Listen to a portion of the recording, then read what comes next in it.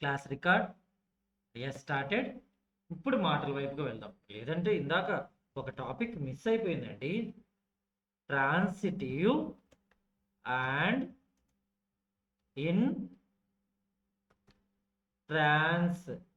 Intransitive verbs. Transitive intransitive verbs. Transitive మరియు intransitive verbs. సరేనా? ఈ ట్రాన్సిటివ్ ఇంట్రాన్సిటివ్ వర్బ్స్ అంటే ఏంటి? ఏం లేదండి, చాలా సింపుల్. అన్నిటికన్నా ముఖ్యంగా మొదటిది, what is an object. Object అంటే ఏంటి? ఆబ్జెక్ట్ అంటే ఏమో కాదండి, కర్మ. సరేనా? ఎందుకు కర్మ గురించి మనం ఇక్కడ మాట్లాడుకుంటున్నాం అయ్యా అంటే, అసలు కర్మ గురించి తెలిస్తేనే ట్రాన్సిటివ్ ఇంట్రాన్సిటివ్ వర్బ్స్ గురించి మనం వెళ్ళొచ్చు. సకర్మక క్రియ అకర్మక క్రియ ఉంది కదా. సకర్మక క్రియ అకర్మక క్రియ. దానికి ముందుగా మనము కర్మ అంటే ఏంటో తెలుసుకోవాలి. కర్మ అంటే ఏముంది సార్? మనము ఏం పని చేస్తామో దానికి వచ్చేటటువంటి ఫలితాన్ని మనం అనుభవిస్తామో దాన్నే కర్మ అంటారు. ఈరోజు చేసే పని రేపటికి రోజున మనల్ని డిసైడ్ చేస్తుంది, అంతే కదా. ఎప్పుడో డిసెంబర్ స్టార్టింగ్లో వెరీ లెస్ పీపుల్, ఇప్పుడు most of the people. That is just because of karma, what we are doing actions, all these things. Next తర్వాత ఏంటంటే, వాక్యంలో సబ్జెక్ట్ కర్త చేసే పని యొక్క ఫలితాన్ని అనుభవించే దానినే మనము కర్మ అంటాం. మళ్ళీ చెప్తున్నా, వాక్యములో సబ్జెక్ట్గా ఎవరైతే ఉన్నారో, ఐ మీన్ కర్త చేసే పని యొక్క ఫలితాన్ని అనుభవించే దానిని కర్మ, ఆబ్జెక్ట్ అంటారు అనమాట. ఉదాహరణగా మనము Ravi kicked the ball. Ravi kicked the ball అంటే ఏంటి? రవి బాల్ను తన్నాడు. ఇక్కడ రవి సబ్జెక్ట్ దేన్ని తన్నాడు? బాల్ని తన్నాడు. కాబట్టి బాల్ అనేది ఇక్కడ ఒక ఆబ్జెక్ట్. సరేనా? ఆబ్జెక్ట్ని బట్టి వర్బ్స్ని రెండు రకాలుగా విభజించారు. దానినే మొదటిది సకర్మక క్రియ. దాన్ని ఇంగ్లీష్లో మనము ట్రాన్సిటివ్ వర్బ్ అని అంటాం అనమాట. ట్రాన్సిటివ్ వర్బ్ అని అంటాం. సకర్మక క్రియ వాక్యం పూర్తి అర్థాన్ని ఇవ్వడానికి ఖచ్చితంగా ఒక ఆబ్జెక్ట్ అనేది కర్మ అవసరమయ్యే క్రియను ట్రాన్సిటివ్ వర్బ్ అంటాం. ఇందులో పని సబ్జెక్ట్ దగ్గర మాత్రమే ఆగిపోకుండా ఆబ్జెక్ట్ మీదకి ట్రాన్స్ఫర్ అవుతుంది అనమాట. దీనిని సకర్మక క్రియ అంటాం. మన హిందీలో సకర్మక క్రియ డెఫినేషన్ చెప్పండి. హిందీలో సకర్మక క్రియ డెఫినేషన్ చెప్పండి. హిందీలో సకర్మక క్రియ డెఫినేషన్ చెప్పండి.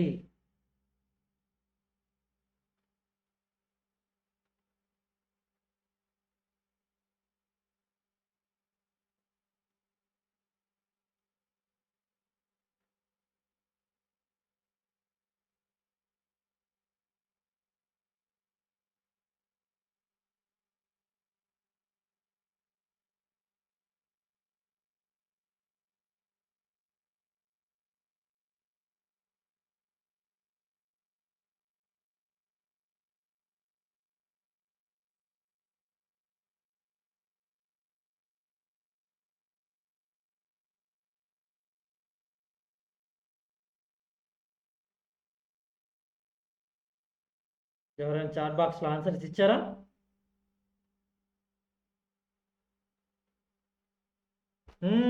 क्रिया का प्रभाव कर्ता पर पड़ता है, क्रिया का फल कर्म पर पड़ता है. ఇక్కడ ఆబ్జెక్ట్ కర్మ అవసరమయ్యే క్రియను ట్రాన్సిటివ్ వర్బ్ అంటారు. అలానే పని సబ్జెక్ట్ దగ్గర ఆగిపోకుండా, అంటే కర్త దగ్గర ఆగిపోకుండా ఆబ్జెక్ట్ మీదకి ట్రాన్స్ఫర్ అవుతుంది. దానినే మనము సకర్మక క్రియ అంటాం. క్రియా కా ఫల్ కర్మ పర్ పడతాయి. దానినే మనము ట్రాన్సిటివ్ వర్బ్ అంటాం. ఇప్పుడు ఏంటి సార్ మీరు సకర్మక క్రియ, అకర్మక క్రియ గురించి చెప్తున్నారు కదా! ఇందులో మాకేంటయ్యా ఉపయోగం అని అనుకోవచ్చు. ఏం లేదండి. ఇంగ్లీష్‌లో పదాలు వేరుగా ఉంటాయి. హి ఏట్ యాన్ యాపిల్ అంటే తను తిన్నాడు. అంతటితో ఆగిపోకుండా తను యాపిల్‌ని తిన్నాడు. ఏం తిన్నాడు అని క్వెషన్ వేసుకుంటే యాపిల్‌ని తిన్నాడు. షీ రోట్ తను రాసింది. She wrote a letter. She wrote a letter. ఆమె ఒక లెటర్ రాసింది. సరేనా? The boy the boy broke the glass. The boy broke the glass. అబ్బాయి గ్లాసు పగలగొట్టాడు. ద బాయ్ బ్రోక్ చేశాడు. ఏదో బ్రోక్ చేశాడు ఒక అబ్బాయి. బట్ కానీ దేన్ని బ్రోక్ చేశాడు అంటే గ్లాస్ బ్రోక్ చేశాడు. అంటే బ్రోక్ అన్నది గ్లాస్ పై వైపుకి పడిపోతుంది. ఇక్కడ ఏంటంటే ఇది ట్రాన్సిటివ్ వర్బ్ అవుతుంది అనమాట. ఇంగ్లీష్లో మనకి ట్రాన్సిటివ్ వర్బ్, హిందీలో అయితే సకర్మక క్రియ.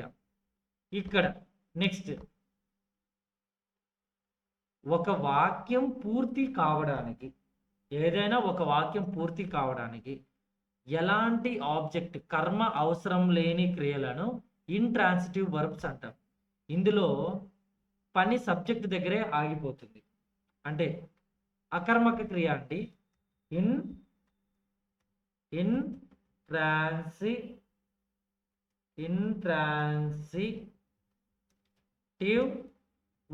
Intransitive verb. వాక్యం అర్థం పూర్తి కావడానికి ఆబ్జెక్ట్తో పని లేదండి. ఇక్కడ ఇంట్రాన్సిటివ్ వర్బ్స్లో మనకి ఎవరితో పని లేదండి, ఆబ్జెక్ట్తో పని లేదు. ఈ స్లీప్స్ తను పడుకున్నాడు, అతను నిద్రపోతున్నాడు, అంతే, వాక్యం పూర్తి అయిపోయింది, ఇంకేం లేదు. నెక్స్ట్ ద బర్డ్ ఫ్లైస్ పక్షి ఎగురుతోంది. Next CLAUGH she laughs loudly. తను లౌడ్గా నవ్వుతుంది. ఎందుకు నవ్వుతుంది అన్నది అందులో అక్కడ ఆప్షన్ లేదు. నెక్స్ట్ ఈ ఎగ్జామినేషన్ పర్స్పెక్టివ్లో హిందీలాగా ఇంగ్లీష్ ఉండదండి. ఈ విషయాన్ని మీరు బాగా గుర్తుపెట్టుకోవాలి. కాబట్టి సమ్ సింపుల్ ఎగ్జామ్ ట్రిక్స్ ఎగ్జామ్లో గుర్తుపట్టడానికి. వాట్, హూమ్ అనేటటువంటి క్వశ్చన్, ఏమిటి ఎవరిని అనేటటువంటి క్వశ్చన్ వేసుకుంటే పరీక్షలో వాక్యం చదవగానే ఇందులో ఉన్న వర్బ్ వాట్, హూమ్ అనే దాన్ని మనం ప్రశ్నించినప్పుడు ఆన్సర్ వస్తే ట్రాన్సిటివ్ వర్బ్, ఆన్సర్ రాకపోతే ఇంట్రాన్సిటివ్ వర్బ్ అనమాట. సరేనా? నెక్స్ట్ ట్రిక్ 2, దీన్ని మనము ప్యాసివ్ వాయిస్ ట్రిక్ అని కూడా అంటాం. ఒక వాక్యాన్ని మనం యాక్టివ్ వాయిస్ నుండి ఏం చేస్తామంటే ప్యాసివ్ వాయిస్, యాక్టివ్ వాయిస్ నుండి ప్యాసివ్ వాయిస్లోకి మార్చగలిగాము అంటే అందులో ఉన్నది ఖచ్చితంగా ట్రాన్సిటివ్ వర్బ్. ఓకేనా? అకర్మక క్రియ సెంటెన్సెస్లో ప్యాసివ్ వాయిస్ అన్నది ఏం ఉండదు అనమాట. ఉదాహరణకు మనము ఐ ఏట్ యాన్ యాపిల్, ఇందులో దీన్ని మనము ప్యాసివ్ వాయిస్లోకి మ్యాచ్ చేస్తున్నాం. An apple was eaten by me. ఇది సాధ్యం. ఇక్కడ ఏంటంటే ఒక యాపిల్ నా చేత తినబడింది, ఉంది, ఇక్కడ ఆన్సర్ ఉంది కాబట్టి అది ట్రాన్సిటివ్ వర్బ్. సరేనా? నెక్స్ట్ ఐ స్లీప్ డైలీ, ప్రతిరోజు నిద్రపోతాను. దీన్ని మనము యాక్టివ్ వాయిస్ నుంచి పాసివ్ వాయిస్లోనికి మార్చలేము. స్లీప్ ఇంట్రాన్సిటివ్, ఏమి దాని యొక్క ప్రభావం మరొకరి మీద పడట్లేదు కదండి. సో కాబట్టి కొన్నింట్లో కుదరదు. So active voice passive voice లాగా మార్చినటువంటి సెంటెన్సెస్ వచ్చినా కర్మ యొక్క ప్రభావము క్రియ మీద పడుతుందా లేదనుకుంటే డైరెక్ట్గా కర్త మీద పడుతుందా, దాన్ని ఉద్దేశించుకొని మనం చూసుకోవాలి. నెక్స్ట్ అన్నింటికన్నా మోసకారితనం ఒకటి ఉన్నారండి. ఎవరంటే ప్రిపోజిషన్ వాళ్ళు ఉన్నారండి. వీళ్ళు కొంచెం మనల్ని మోసం చేస్తారు. ప్రిపోజిషన్ ట్రాప్ అంటారు దీన్ని. చాలా సార్లు ఎగ్జామ్స్‌లో ఒక్కొక్కసారి క్రియ తర్వాత ఒక ప్రిపోజిషన్ ఇస్తారు. ప్రిపోజిషన్ అంటే ఇన్ గాని, టు గాని, ఆన్ గాని, అట్ గాని, విత్ ఇలాగా ఏదో ఒకటి ప్రిపోజిషన్‌ని ఇచ్చేస్తారు. In, to, on, at, with ఇలాగ ఏదో ఒకటి ఇచ్చేస్తారు. సరేనా? క్రియ తర్వాత నేరుగా ఆబ్జెక్ట్ రాకుండా ప్రిపోజిషన్స్ వస్తే, క్రియ తర్వాత డైరెక్ట్‌గా ఆబ్జెక్ట్ రాకుండా ప్రిపోజిషన్ వస్తే, ఆ క్రియ మనకు దాదాపుగా 99% ఇంట్రాన్సిటివ్ వర్బ్ అవుతుందనమాట. ఓకేనా? ప్రిపోజిషన్ ట్రాప్స్ అనేవి చాలా బాగా జాగ్రత్తగా చూసుకోవాలి. అదేంటంటే ఒక చిన్న ఎగ్జాంపుల్‌తో మనం కవర్ చేసేద్దాం. The dog barks at the stranger. The dog barked at the stranger. సరేనా? బార్క్డ్ అంటే దాని తర్వాత అట్ వచ్చింది.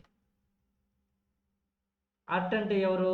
ప్రిపోజిషన్ వాళ్ళు కదా, ప్రిపోజిషన్ కదా. బార్క్డ్ అన్నది ఏంటి? ఒక action. Barked at the stranger కాబట్టి ఇది intransitive. The dog barked at the stranger.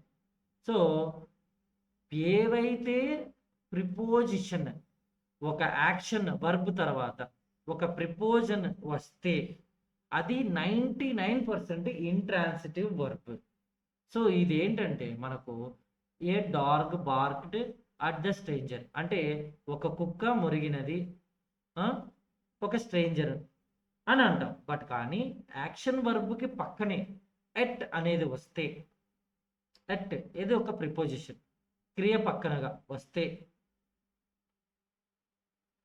నేరుగా ఆబ్జెక్ట్ రాకుండా ఒక ప్రిపోజిషన్ వస్తే ఆ సెంటెన్స్ ఇంట్రాన్సిటివ్ వర్బ్ అంటే అకర్మక క్రియ, సకర్మక క్రియ కాదు. నెక్స్ట్ మరొకటి, he goes to school. He goes to school. ఇక్కడ కూడా హీ గోస్ తను వెళ్తున్నాడు టు స్కూల్. ఇక్కడ in, to, on, at, with ఇవి ప్రిపోజిషన్ కనుక వర్బ్ తర్వాత వచ్చినట్టయితే తరువాత ఒక ప్రిపోజిషన్ ఏవేవి ఇన్ కానీ, టు కానీ, ఆన్ కానీ, అట్ కానీ, విత్ కానీ అలాగ వస్తే అది ఇంట్రాన్సిటివ్ వర్బే. కాబట్టి మీరు బాగా అర్థం చేసుకున్నారు టాపిక్ అన్నది నేను ఫీల్ అవుతున్నాను. Thank you teacher.